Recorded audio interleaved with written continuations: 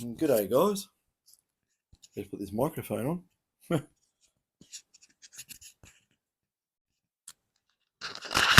There we go. I made up another coil, and all the coils I've made up are 11 inch. I specifically made this coil, which you're going to laugh when I show you what I shoved it in, but I shoved it in that. The only reason is because it's got partial shielding on it, even though it's extremely low in resistance. But because I cracked it, I haven't got a shorted turn, so it doesn't make any difference. I've just tagged it. I haven't put a bottom on it. I commercially sensitive. I cannot show what is underneath this coil, so it can just sit there. I've got to hold it like that so the guts don't fall out of it. It's got no bottom. The bottom's sitting on the floor somewhere. But anyway, that's that. That can sit there. But I just did some initial measurements, and I've been going back and forth. It's very hard to do this with mono coils in the workshop, as you can understand. But you can hear the target in the noise and over the noise. And I just mark it off on the door frame. I got to, obviously, like I said last time, the door has a big metal thing on it, so I can't just leave the door open and do it, but I have marked it off. And I'll show you what this, shall we, I don't know what I'm going to call this coil. I'm thinking of a name for it, because the other one I made was far better than the original Commander coil, and this one beats the one that beat the Commander again. I'll show you. I might as well show you. I've hooked up the no ears again, that thing there, running normal timings and deep mode. I mean, just normal timings, and my variable gain on it is turned all the way down. That allows me to use it in a, well, sort of use it. 11 inch coil as a mono is very big, a big noise interceptor, a big antenna that wants to pick up a lot of noise. So we'll give it a go, and we'll start off. I'll start off with the Commander. I've got the Commander up there already, so I'll maneuver things around again so you can see this. I keep telling you guys that a lot of the commercial coils are pretty easy to beat. They really are, if you know what you're doing. I'm not being a smart ass, but I know what I'm doing, right? I'll show you that I know what I'm doing. You have a look. I even had people email me today because they know I want to do a good thing, asking various questions. Anyway, let's see how I go. I've got to get this, and I've got to find the windy handle, which is right in front of my face. It's funny, you go looking for stuff, it's in front of your face, you don't see it. You expect it to be elsewhere. But anyway, go around this way like so. I'll get a little bit closer too. I'll move that in like so, and I'll get that about. Can I see the door? Yes, I can swing around and see the door frame. So I'll show you basically where we are after I do this. Now, that is not the Commander. That is the one I showed on the last video, or second last video, whatever it was. Oops, I just flicking switches. Get back into mono. Let's flick the switch into cancel. I'm doing that. So we don't want that one. That's the one I built up the other day in a GP shell. Okay, here is the Commander. I've put the ruler there so we can get a bit of an idea. I think it's they're all around 30, 35 and upwards. We'll say that. We'll just say 35 and upwards. Okay, well, I'll put this detector. I'll screw up the connector on it. Okay, power him up. And oh, I haven't got the other microphone. Like I say, it's going to be, even though I've got the gain turned right down, yeah, it's going to be noise. It's that time of night, 7:15, or non-daylight savings time, 6:15. Hang on a sec. How am I going to do this with that amount of racket? I'll get the other microphone. You can have a listen to the racket. So I'll get the microphone, turn this on. Hopefully it turns green. Wake up. Okay. I take it it's working, but God, that's a racket. It really is. I'll put that up there, facing down, and I'll turn the speaker around. Anyway, this is the commander, and I'll show you how it all works out with the trusty, ring. So over the coil we go. Just so it works, we do it like this. And I'm not going to do the bouncy because people crack it when I do that. So I'll do it like this. Okay.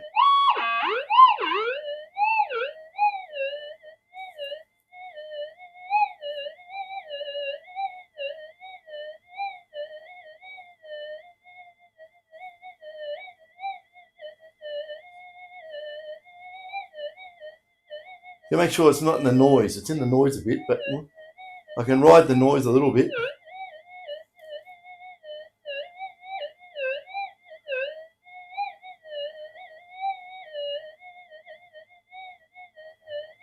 Putts out at 37. And I'll just show on the door that will line up. Now, you got to remember the door's got metal on it, so it's going to scream.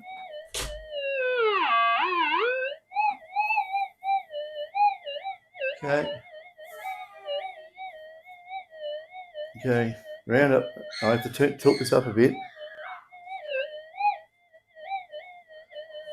Hang on, I'll move it back. Can you see the marks? Oh, they're up further. Good. Hang on. Give you an idea. That is where our commander is. That is where coil number 2, the one I built the other day, gets to here, and the latest one is up here where I've got number 2 written. So it's a fair whack. But anyway, we'll close that and I'll show you. Okay, we'll get rid of that. Okay, off goes the commander. I just flicked it into cancel again. Get off that. No, I didn't flick it into double D that time.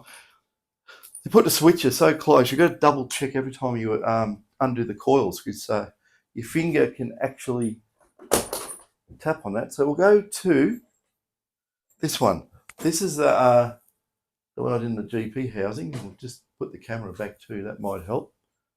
Round and have to loosen that. Down we go.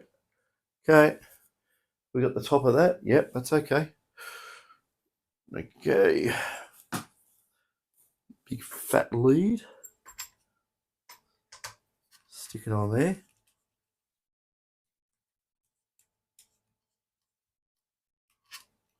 Okay, tighten that up, power it up.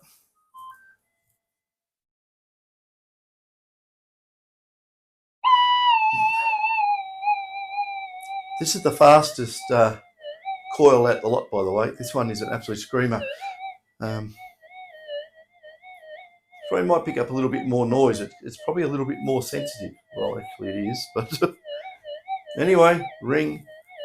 I don't know if I can get that any quieter. I'll just move it in frequency a little bit.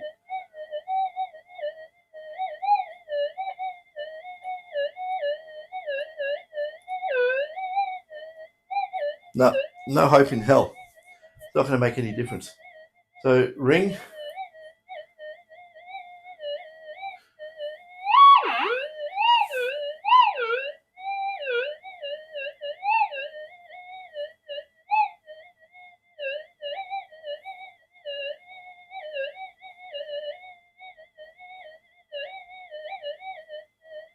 Let's get in the noise. Hang on.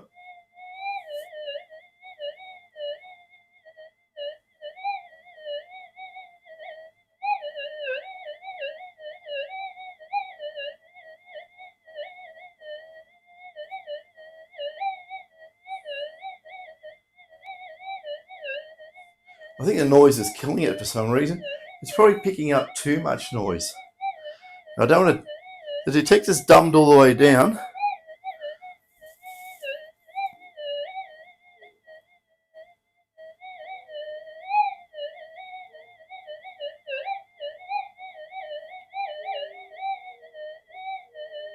Well, I can hear it up 38, 39, but it's really dragging in the noise, which is a real.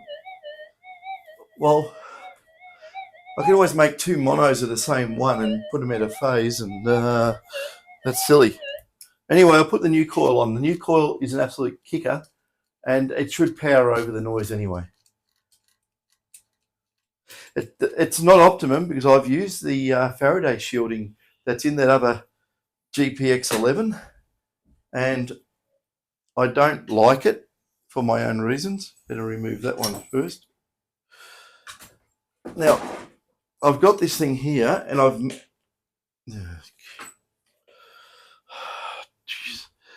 Bear with me, wire fell off as I stood on it when I pulled it over. Ah, dear me. Hang on a second. At least the soldering iron's on. I hope it is. Yes, it is. Good. Hang on a second.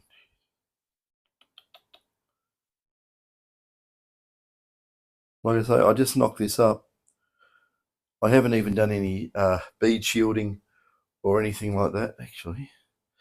If I do that, and I do that. Hang on. I nearly did things in the wrong way because it's completely fallen apart on my solder joints. I can't. Hang on a second. The way I've built this, it's like I can't show anybody. I really can't. Not at the moment, anyway. Because otherwise you'll probably see them everywhere, which may be a good thing. I don't know. Okay. I just dropped the whole bundle then. Yeah, there's the lead. Hang on a second. How am I going to do this? I've really sort of done this pretty quick and hang on a second. Okay. Stick. The trouble is with some of this wire, it's really, really thick and it's very hard to control. And you need little... hang on a second. I was very, very sparse with the solder. The reason being I don't want big blobs of solder, and I haven't done this with a solder pot or anything, which I should have. Stick there. See, the trouble is that goes on there. The other one wants to jump off. Stay there. I think I've got it. And no, it fell straight off. This is going pear-shaped. Okay. We're gonna have big solder blobs. This is what I don't like doing, but I'm gonna have to do it. I could have put some beads on there, but don't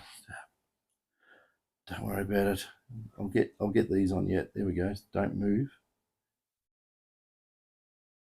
I'm trying to clamp these things that don't move.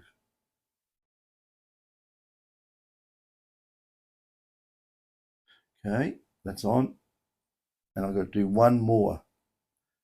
Okay. And the trouble is doing the other one, it heats up what I just did. It wants to fly off. Okay, that's on, beauty. And I'll just use a little bit of fine wire. I was going to use the bottom Faraday shield that's on this coil, just so we don't have too much hand interaction, stuff like that.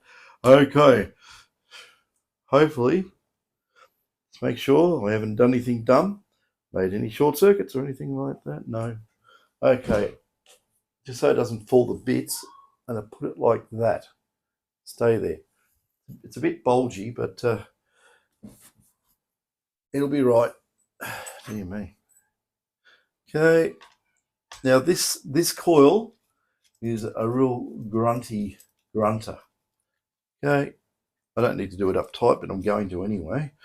Okay, power on. We'll see how we go. Okay, just make sure fixed mono, normal, deep. The trouble is, the better your coil is in this environment, the more noise it picks up. It's just going to pick up everything in the passband of the detector. Anyway, ring, here we go.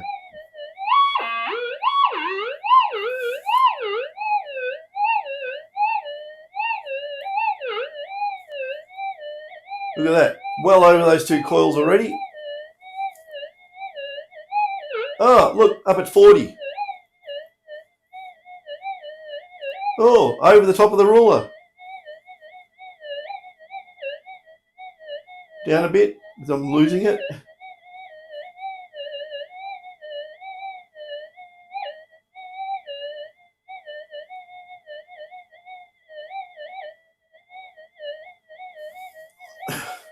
I'm getting up around about 40.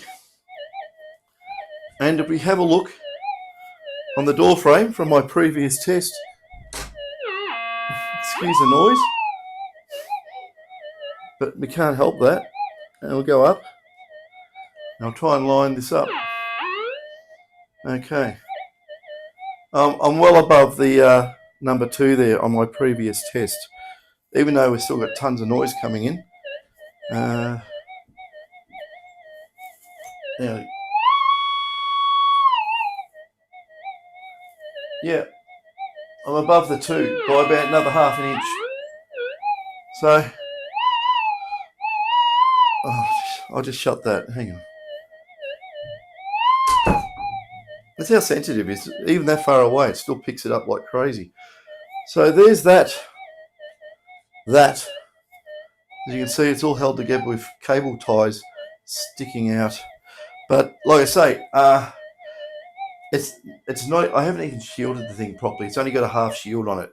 Like, it doesn't sound off, but under there it probably will. No, doesn't. Anyway, I know why. And that's a lot of it's secret sauce, so I really can't do anything. What about, does it ground balance? Now just flick it into tracking.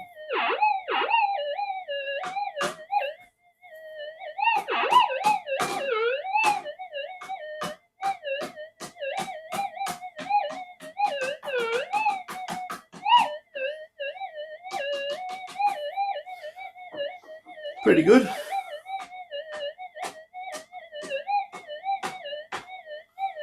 So, ground balances. I can't really do a small target sensitivity test with a mono because it's just getting a bit ridiculous. But if we have a look down here, oh, here we go. Down. I'll just shut this thing up because it's driving me crazy. But I know a lot of you guys like knowing about coils, so I'm just showing you that you can make far better coils. I'll get rid of that. I was meant to do that. I haven't done it. But I've done everything else, I think. Yeah. So I'll just turn the audio down on that because it's freaking, yeah. Okay. So if we have a look here as well at the flyback, we'll see how much energy storage this thing. I don't like the very low shielding resistance as it is. It's freaking 20 ohms or something, and it was completely around top and bottom. I call that three shorted well, shall I call it a shorted U channel? But anyway, leave it there. I won't go too much. So we get in here, and I get down on the top of the flyback, and she completely at the top of the stroke. No, it's 1.865, so it's less than the 2.04 we had on the commander coil, but it's not as fast. Oh, it's close. It's getting close to the second coil, which is the one I made the other day. It's getting close. So really, we should probably be looking at the whole decay curve all the way down to 0, but it's very, very hard to judge on a curve where the curve stops, because it sort of keeps going a little bit. And if you look at the top of the flyback, you can work out how quickly the thing is instantaneously charging up with energy, and it's acting like a big capacitor. So it goes, opens up, and the less capacitance you have, which is a good thing, it doesn't store as much. So that's how you want to look at it. And the flyback is not like that. It's like that. It's just bang, bang. And the energy is being stored in the windings of the coil, which is not a good thing. And I left this way up in the air. Gee, how come it didn't go crashing to the ground? Now it will.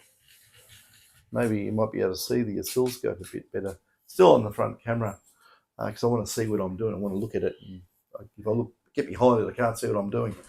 So yeah, on the markers there, can I do that, or will I have a hernia? Yeah, it wants a double trace when on the complex waveforms. Can I do that, and I can then do variable time delay? Yeah, doesn't want to do it. Come on, be good.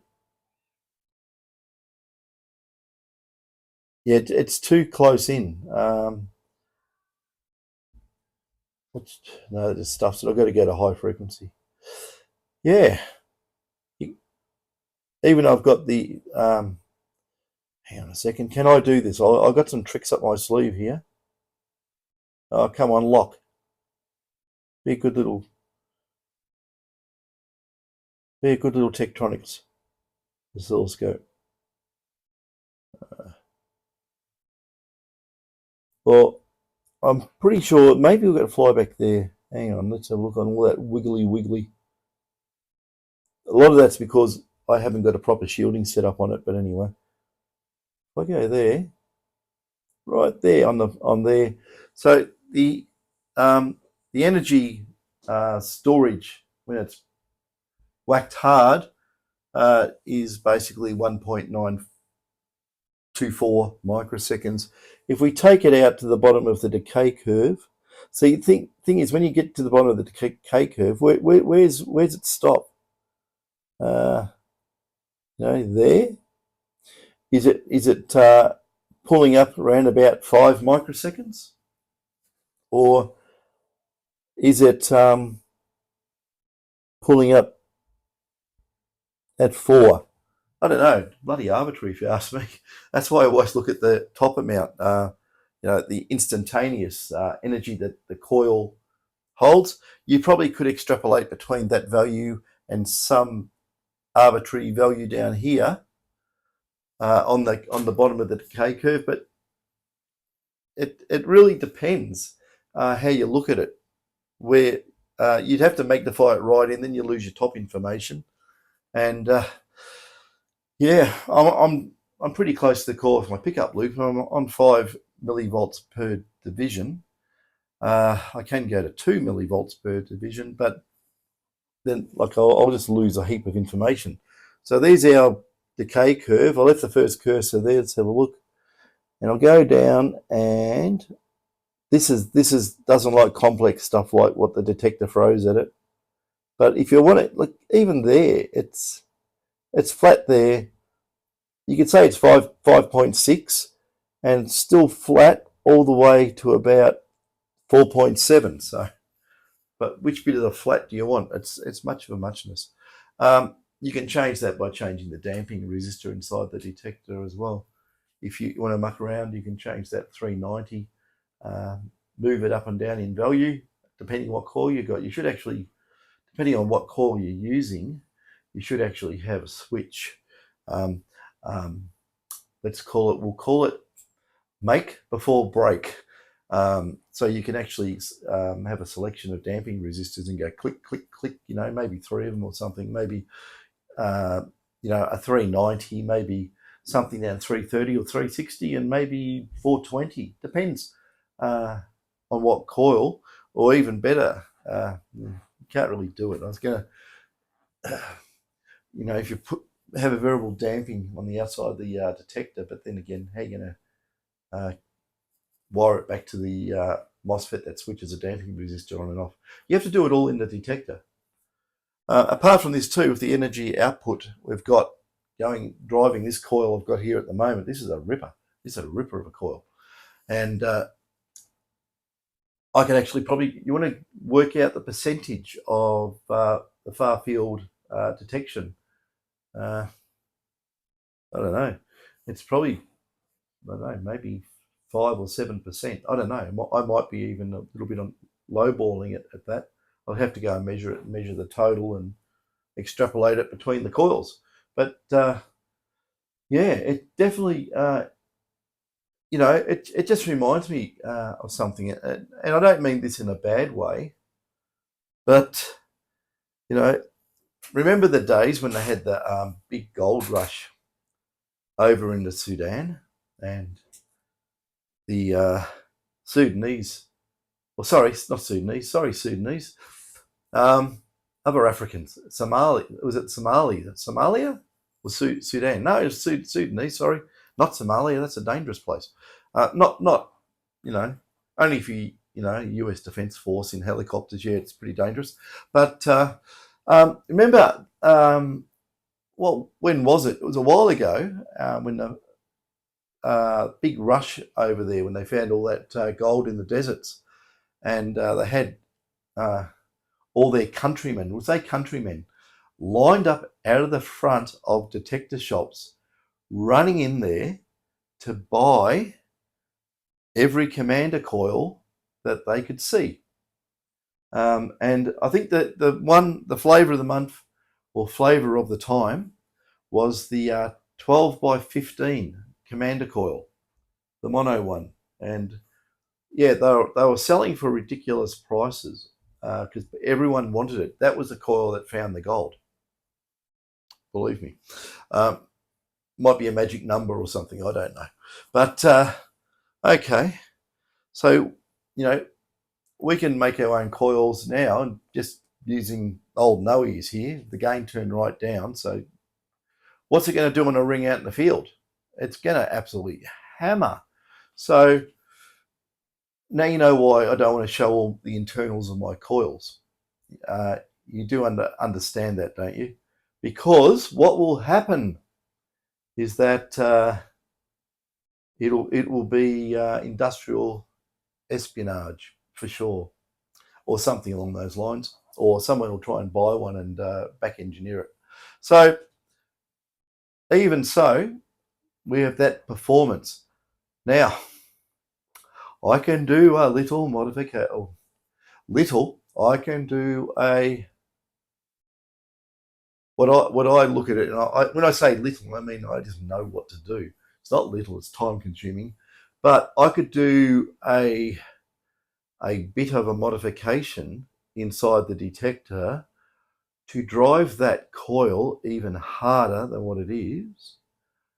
And we have to do some modification on the flyback voltage.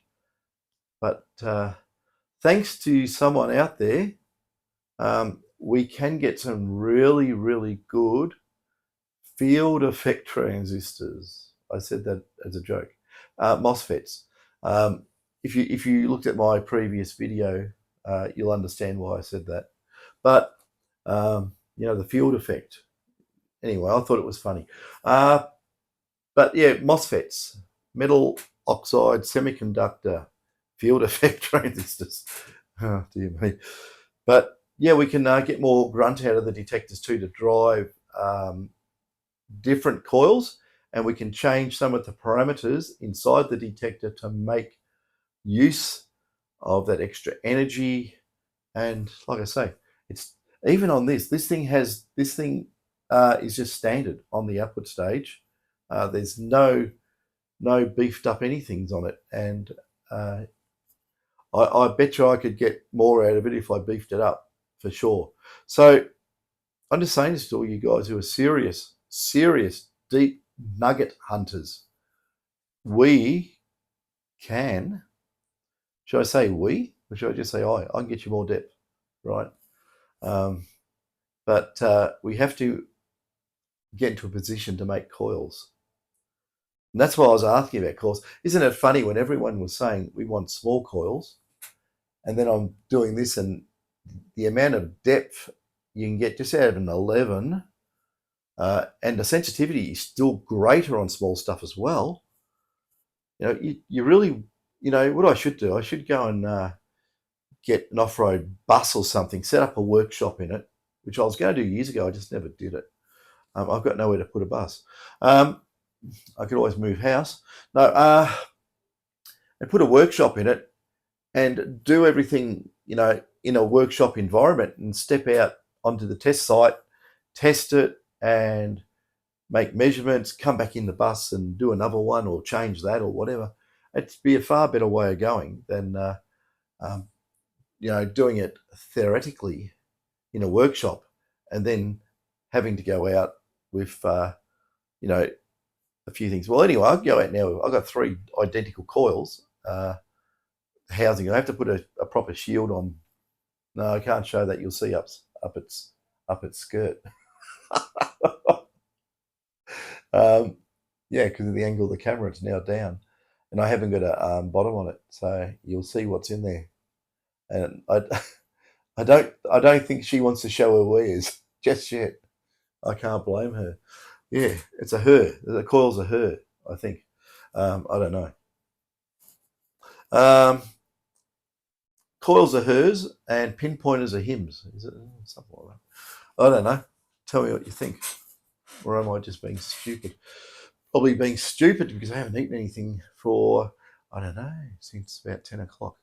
And now it's getting on to 7:45. I didn't even have lunch. So, yeah, I'm probably running on ketones or something. Which, if you don't eat carbs, you start running on ketones if you eat fat and meat and, yeah, anyway, another subject. Yeah, that's probably good enough, I think. Half an hour on that coil. I can, like I say, I can fix it up, run it out in the field, do all the tests out there. But like I say, if I do stuff like that, I would love independent witnesses with me to document it, because you know what's going to happen, don't you? Oh, you did this, or you did that, and you didn't do that, and you did that, and you know, all that sort of rubbish happens. So I'd rather have, you know, unassociated eyeballs, you know, overseeing, and yeah, that's probably a better thing to do. But like I say, I mean, I'll go out there and do some quick tests and that. You can probably get an idea. If I continue using my same test targets, for instance, those my stick with the 0.05 on it and the 0.1, and throw that out there, you can just go and have a look at the other videos and just go, oh, yeah, God, you know, he's getting it at 6 inches now, he's getting it at 8, you know, oh, wonder how that happened. You know, and just same size coils. I try and standardize on 11-inch coils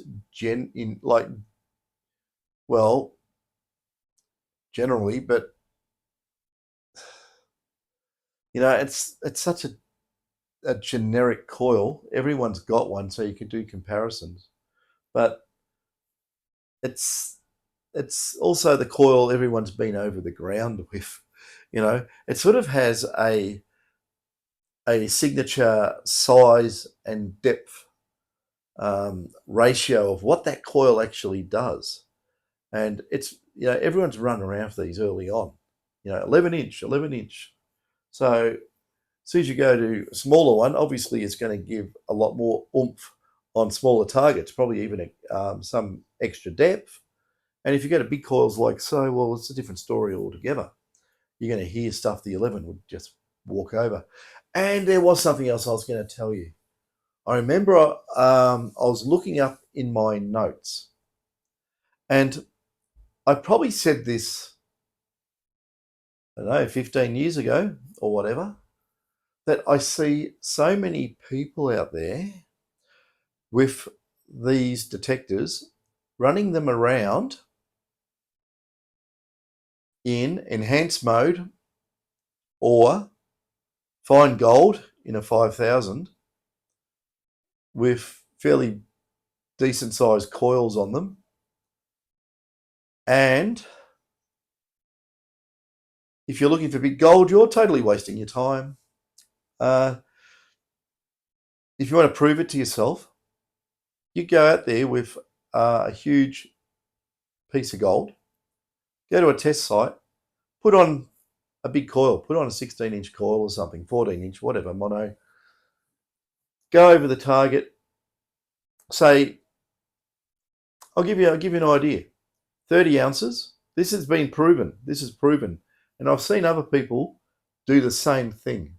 Right? There's actually, if you go hunting, you might find some videos about it. They're ancient videos, but they're there on YouTube. I don't want to give them too much of a plug, but if you go hunting, you'll see it. 30 ounces of gold in the gold field, not far from Denali. And what was the coil? 14-inch or 16-inch? Okay. GP 4500, enhanced mode. 2 feet down, 30 ounces, big coil. What 30 ounces? There's no signal from it whatsoever. It don't exist, right? And the same would be for fine gold on a 5. 5 wasn't out then when this video was done. So, and I've done it myself at the Talbot test site, and switch the detector into normal mode, just normal, right? And that target jumps out to you like it's just under the coil. See, people mainly they use enhanced. They go, oh, isn't it quiet? You know, we don't get hot rocks and we don't get ground. Well, we don't get as many hot rocks. We don't get as much ground noise. And we don't get any deep gold. That's the biggest, it just, yeah, bamboozles me. I don't know if people do tests, but if you want to do it yourself, just use an old squashed up aluminium can. Do it for the ground or do it in air. Have a distance set up and see how far you can detect it with whatever core you want to use. It doesn't have to be a 14 or a 16. Just use an 11. But measure it and then switch to enhance and then measure it again. The bigger the coil, the worse the effect, right? And the greater the depth, the worse the effect. But it's uncanny. 30 ounces at 2 feet cannot be detected in enhanced mode. And like I say, go try it for yourself. I've done stuff like that. All these detectors that don't just say that they how do we say it?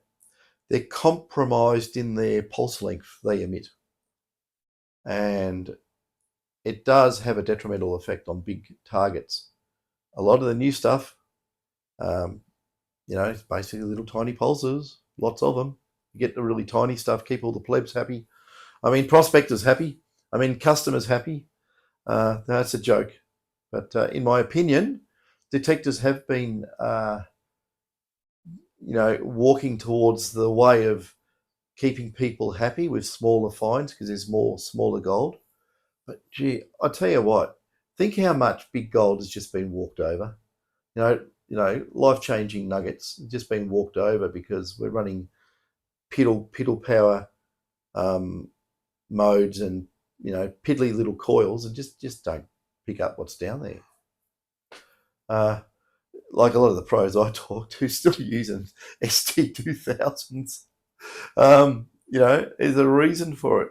Please, David's flat out making these huge, monstrous coils for everybody. And yeah, and a lot of people don't really want anyone to know about it, which I can understand that too. Sort of some subject matter we have been sort of sworn to secrecy on it, and we don't make mention. Anyway, it's 40 minutes of waffle. I better save some for the next video. Anyway, what do you think of that? You know, I can't make it crystal clear because of the noise with the monos, but yeah, you get the gist. You know, you're hearing stuff that is well above what the others could hear it at. So yeah, like I say, and I could probably make a better call than that one there too. Well, I can do because I don't want to use that shielding in it. I want to use something a bit different and configured a bit differently. So, and if I really want to knock it out of the ballpark, I can do some modifications inside the detector, and I could probably get that up another 10% or something or other. I don't know. To have to try it. Anyway, enough waffle. Catch us later.